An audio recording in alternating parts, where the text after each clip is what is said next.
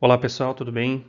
Nós estamos entrando hoje então na última parte da nossa disciplina de redes de cooperação e nessa aula nós vamos falar e discutir sobre governança e gestão de redes de cooperação.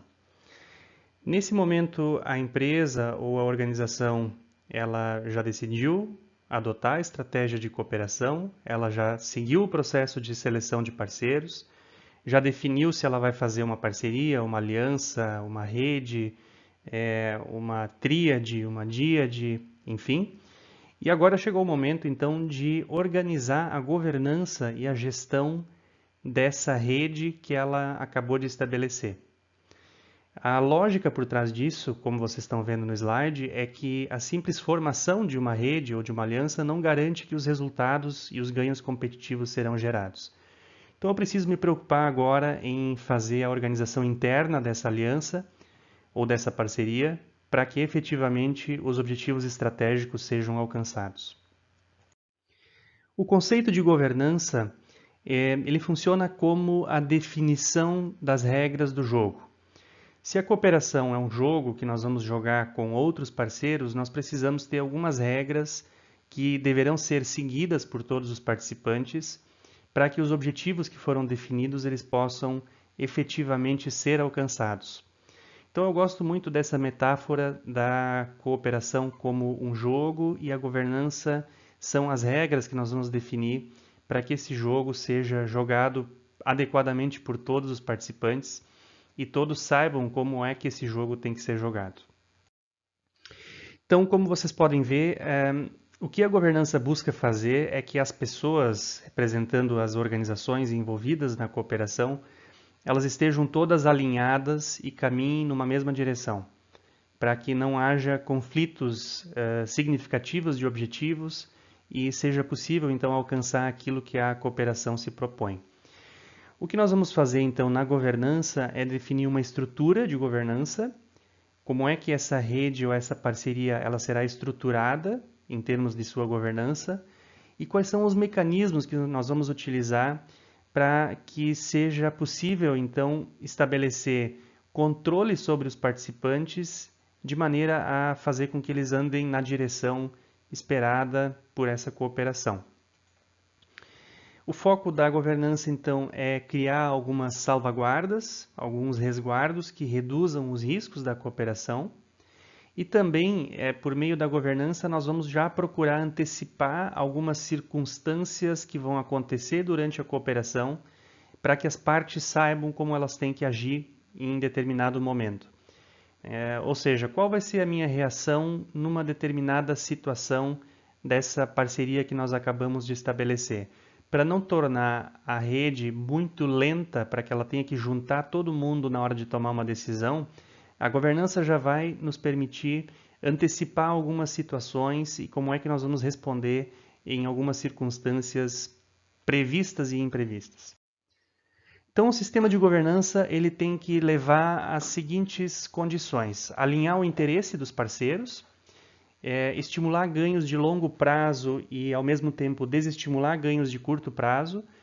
Os parceiros têm que estar muito cientes que talvez no curto prazo eu possa ter uma pequena perda, mas eu vou ter um ganho maior a longo prazo se efetivamente eu seguir as regras da cooperação. Ele tem que também proteger os parceiros de comportamentos oportunistas. Eu tenho que ter alguma regra do que vai acontecer se a outra parte ela for oportunista nessa relação, ou ela tentar tirar algum benefício além daquilo que foi combinado nessa relação, se ela vai ser punida ou se ela vai ser excluída. Lembrem dos exemplos que discutimos em aulas sobre como as redes de cooperação elas estabelecem alguns critérios. Se algum dos parceiros ele agir de uma maneira oportunista, ele pode inclusive ser eliminado dessa cooperação. Além disso, então, o sistema de governança ele deve evitar a apropriação indevida de benefícios e, por último, então, assegurar também que os participantes se engajem em atividades coletivas. É muito fácil entrar numa cooperação que está funcionando, não colocar nenhuma energia nessa cooperação e ainda assim tentar tirar o máximo de benefícios. Se não houver um sistema de governança, isso é muito provável de acontecer. Vai ter aqueles parceiros que vão buscar o máximo de resultados sem colocar muita energia. e a governança ela tem que conseguir fazer com que todos participem efetivamente e se engajem nas atividades coletivas que são propostas. A lógica do que nós queremos com a governança é mais ou menos essa metáfora que nós podemos entender a partir da figura que vocês estão enxergando.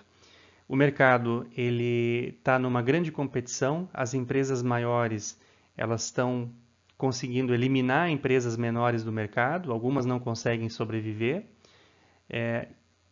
e acabam desaparecendo ou sendo engolidas pela competição das grandes empresas. E a questão da cooperação é fazer com que essas empresas menores elas se organizem em forma de uma rede, de uma aliança, e elas precisam estar alinhadas, diferente daquilo que está aparecendo nessa imagem. Elas já estão formando uma rede, mas ainda estão, algumas delas, olhando para outros objetivos estratégicos, ou então elas não estão completamente alinhadas. Ela tem que nos ajudar a fazer com que todas essas pequenas empresas que estão cooperando, elas de fato consigam operar como uma única empresa, de maneira muito coordenada e com objetivos estratégicos muito claros, para então, quem sabe, conseguir inverter esse jogo, que é o objetivo então de uma rede de cooperação, principalmente quando nós estamos falando de redes formadas por pequenas e médias empresas. Então, num primeiro momento, a primeira definição que nós precisamos fazer em relação à governança é definir qual será o modo de governança da rede que nós estamos estabelecendo. Uma tipologia de modos de governança foi apresentada pelos autores Pruvan e Keynes em um artigo de 2008, e eles colocam 3 modos de governança. O primeiro modo de governança seria por meio de uma organização líder. Essa governança acontece quando dentro desta rede tem um dos membros que ele é muito mais forte, tem um poder muito maior e ele acaba assumindo o papel de líder dessa rede que foi estabelecida. Aí existe uma relação quase hierárquica de poder. Esse tipo de governança por organização líder, ele geralmente acontece em redes de fornecimento. Então eu posso ter uma empresa como a GM, funcionando como organização líder, e ela está coordenando toda essa rede de fornecedores, porque ela tem muito mais poder do que esses fornecedores. Acontece no caso da Nike, acontece no caso da Toyota, mas não é o tipo de governança que acontece em redes formadas por pequenas empresas, justamente porque, nessas situações, essas empresas têm uma maior simetria de poder nas suas relações. Nesses casos, é muito comum que exista uma governança compartilhada, que acontece com a participação direta de todas as empresas.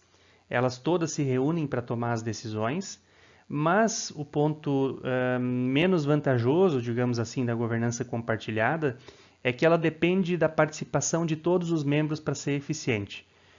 Então, ela funciona bem quando a rede é pequena, com 5, 8, 10 participantes, porque é relativamente fácil juntar todo mundo e chegar a um consenso sobre uma decisão.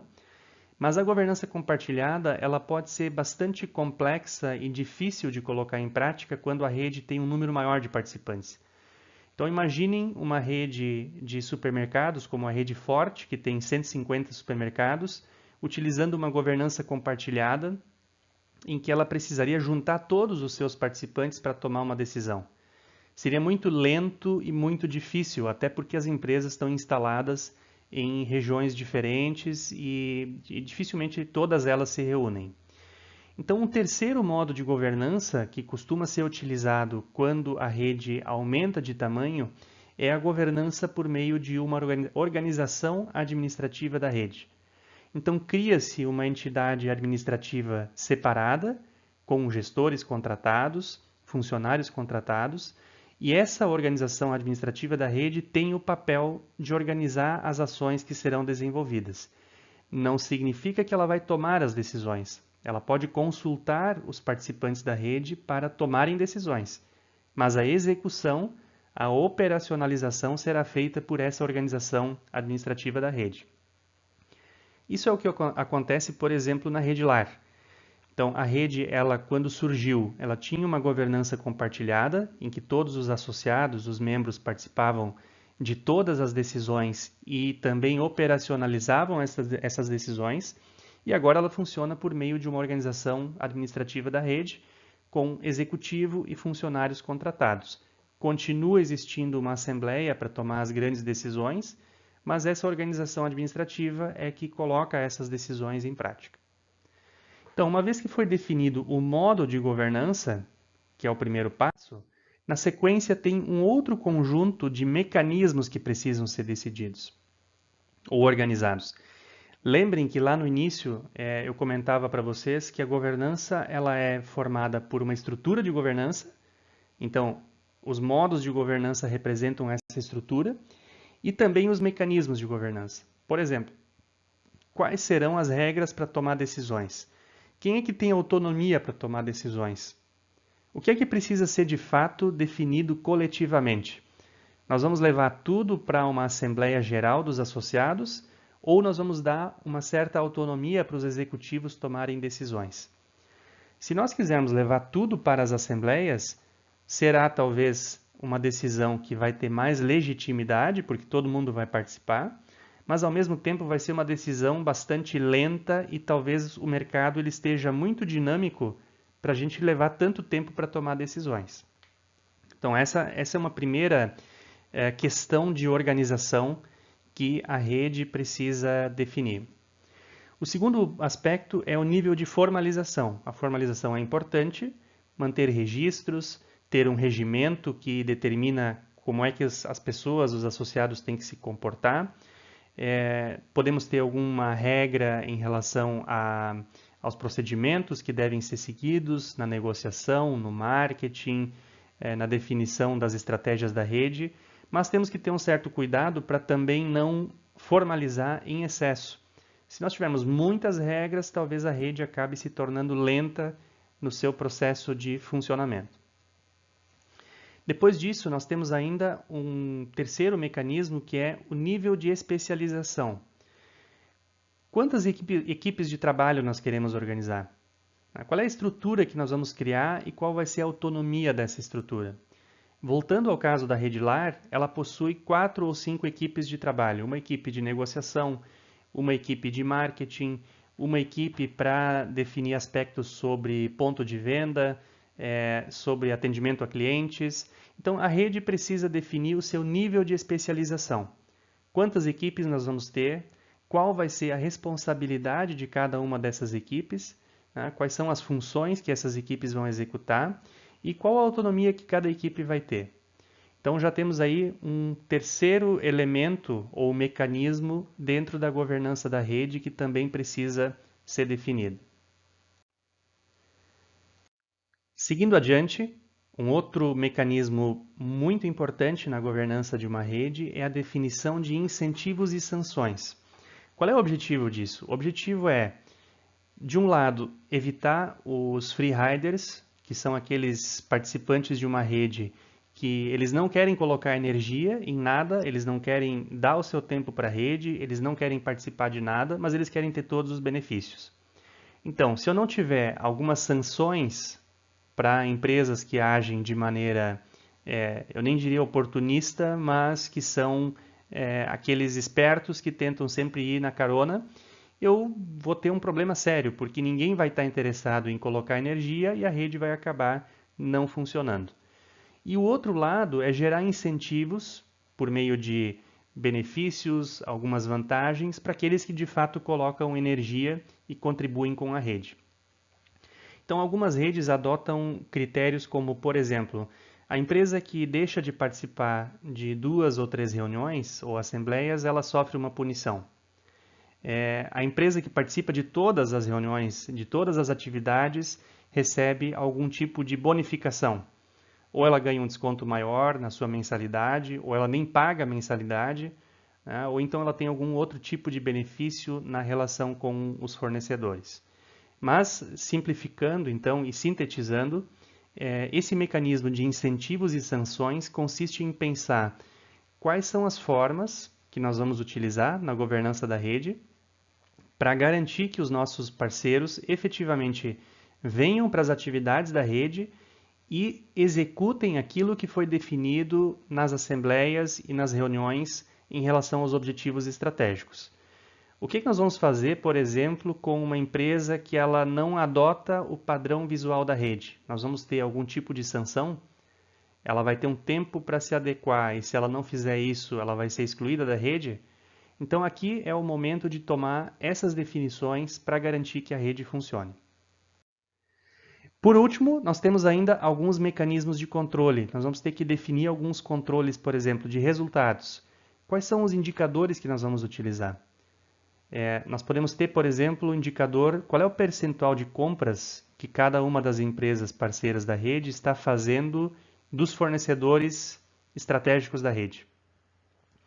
Lembrem do caso, novamente, que nós vimos em aula. A rede precisa ter algum tipo de indicador até para poder monitorar e controlar os associados em relação aos objetivos que foram definidos.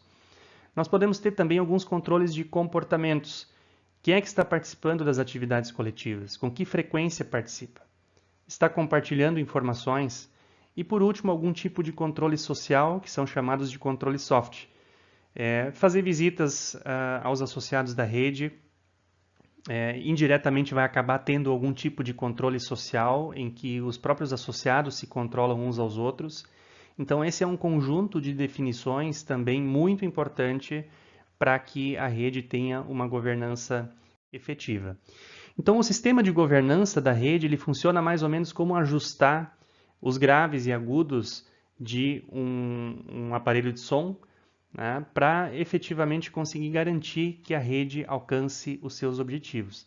Talvez em algum momento nós vamos ter que mexer um pouco nos incentivos, nas sanções, em outro momento aumentar um pouco os controles, ou então nós vamos ter que mexer na quantidade de equipes que nós temos, mas essa é a lógica do sistema de governança, de ficar o tempo todo fazendo pequenos ajustes para que, de fato, essa governança funcione da maneira mais efetiva. Qual é a diferença, então, entre a governança da rede e a gestão da rede? A governança está no nível superior. Lembrem lá do segundo slide que eu comentava que a governança ela consiste nas regras de funcionamento da rede. Ela vai definir quais são os limites para a gestão poder atuar. A governança é definida pelas organizações que fazem parte da rede, pelas empresas associadas à rede. Abaixo da governança está a gestão. Aqui nós temos estratégias de planejamento, organização das atividades, direção, controle, seleção de novos associados. A gestão é feita pelos gestores da rede dentro das regras que foram estabelecidas na governança. Evidentemente que nós vamos revisar a governança de acordo com os resultados que a gestão está conseguindo alcançar. Então, o que vai determinar se a governança ela está funcionando bem é o nível de eficiência dessa rede e o nível de eficácia dessa rede.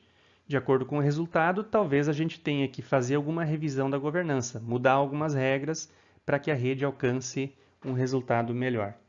Então, esses são os conceitos de governança e gestão de redes que nós vamos. Para finalizar essa apresentação, eu quero compartilhar com vocês um modelo de ciclo de vida das redes de cooperação que nós desenvolvemos ao longo dos últimos anos. Esse ciclo de vida ele está diretamente relacionado com a discussão anterior de governança e gestão e vou mostrar um pouco disso para vocês. O ciclo de vida mostra que uma rede ela pode passar por diversas etapas, né? Desde uma etapa de concepção, quando surge a ideia de estabelecer uma relação de cooperação, até uma etapa de nascimento, em que a rede ela efetivamente é lançada no mercado. Essa rede, ela, se tudo der certo, ela vai caminhar para um processo de desenvolvimento, né, em que talvez um erro que pode acontecer é tentar atrair novos participantes a qualquer custo e acabar incorrendo na dificuldade de selecionar parceiros que não são os adequados para aquela cooperação, como nós vimos no processo de seleção de parceiros.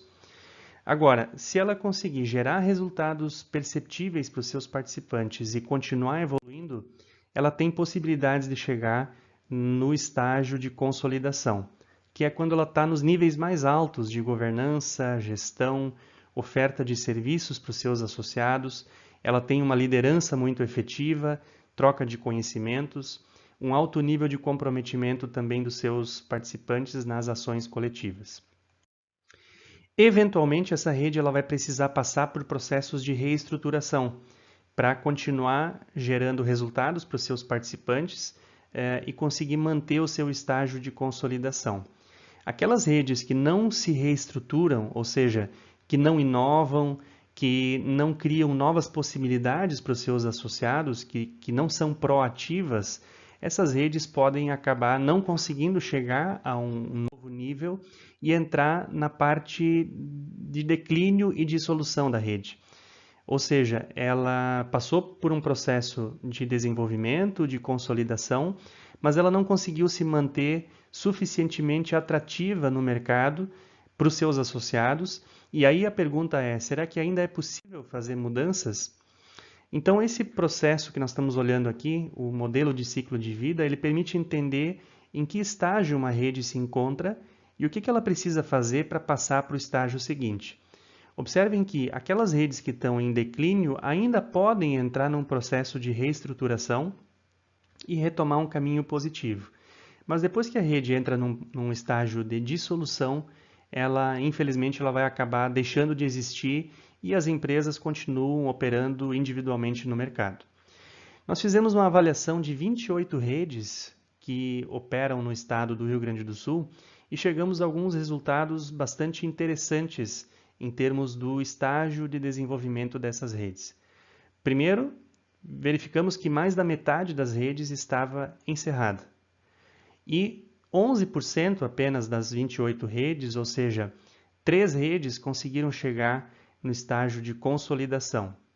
Então, se nós olharmos para 53% das redes, mais 7% que estão em declínio e 7% que estão em dissolução, nós vamos ter 67% ou mais de 2/3 das redes que ou elas estão encerradas ou elas estão em estágio de declínio ou dissolução.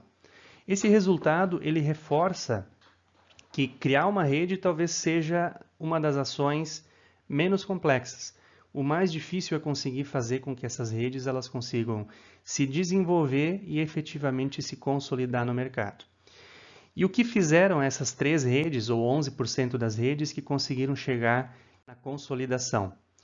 Elas começaram com uma governança compartilhada, como vimos lá no início do nosso material, mas o que elas fizeram para conseguir chegar na consolidação foi uma transição do modelo de governança, saindo da governança compartilhada para uma organização administrativa da rede, com regras muito claras em termos de processo decisório, em termos de formalização, estruturação de equipes de trabalho que realmente possam conduzir a rede e, além disso, critérios e mecanismos de incentivos, sanções e controles.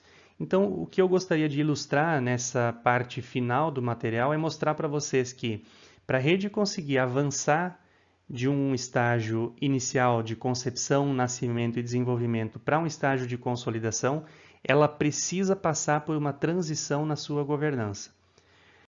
E esse é o conteúdo que nós temos, então, de discussão para hoje.